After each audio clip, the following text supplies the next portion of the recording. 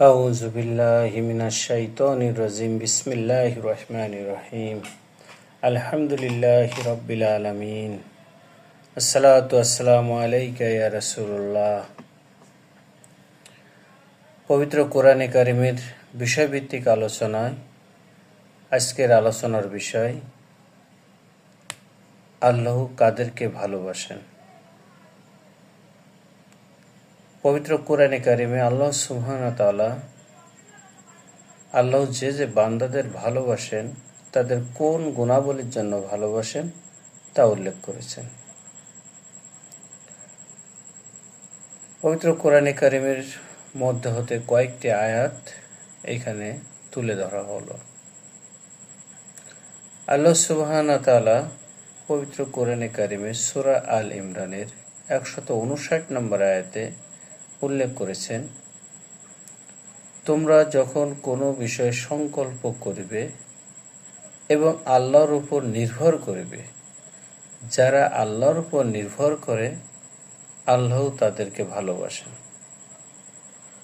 পবিত্র কোরআনে কারিমে সূরা তওবার 4 নম্বর আয়াতে আল্লাহ সুবহানাহু ওয়া তাআলা উল্লেখ করেছেন, নিশ্চয়ই আল্লাহ মুত্তাকিদের ভালোবাসেন।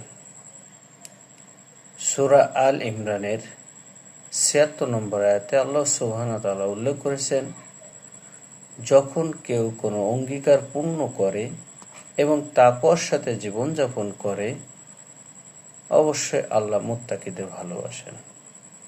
পবিত্র কোরআনে কারিমে সূরা বাকারার 195 নম্বর আয়াতে আল্লাহ সুবহানাহু ওয়া তাআলা বলছেন, তোমরা সৎ কাজ করো, নিশ্চয়ই আল্লাহ সৎ কর্মপরায়ণদেরকে ভালোবাসেন। পবিত্র কোরআনে কারিমের সূরা আল ইমরানের 146 নম্বর আয়াতে আল্লাহ সুবহানাহু ওয়া তাআলা বলছেন, নিশ্চয়ই আল্লাহ ধৈর্যশীলদের ভালোবাসেন। পবিত্র কোরআনে কারিমের সূরা মুমতাহিনার 8 নম্বর আয়াতে আল্লাহ সুবহানাহু ওয়া তাআলা উল্লেখ করেছেন, নিশ্চয়ই আল্লাহ ন্যায়পরায়ণদেরকে ভালোবাসেন। পবিত্র কোরআনে কারিমের সূরা বাকারার 222 নম্বর আয়াতে আল্লাহ সুবহানাহু ওয়া তাআলা উল্লেখ করেছেন, নিশ্চয় আল্লাহ তওবাকারীদেরকে ভালোবাসেন এবং যারা পবিত্র থাকেন তাদেরকে ভালোবাসেন। পবিত্র কোরআনে কারিমে সূরা সাফ এর 4 নম্বর আয়াতে আল্লাহ সুবহানাহু ওয়া তাআলা উল্লেখ করেছেন, যারা আল্লাহর রাস্তায় সারিবদ্ধভাবে সুদৃঢ় প্রাচীরের ন্যায় সংগ্রাম করে আল্লাহ তাদেরকে ভালোবাসেন। আজকের এই আলোচনা থেকে এটা বলা যায়, আল্লাহ সুবহানাহু ওয়া তাআলা ওই সমস্ত বান্দাদেরকে ভালোবাসেন যারা তাকওয়ার সাথে জীবনযাপন করে, যারা ধৈর্য ধারণ করে, যারা সত্যবাদী, যারা ন্যায় বিচার করেন, যারা আল্লাহর উপর নির্ভর করেন, যারা আল্লাহর রাস্তায় সংগ্রাম করেন,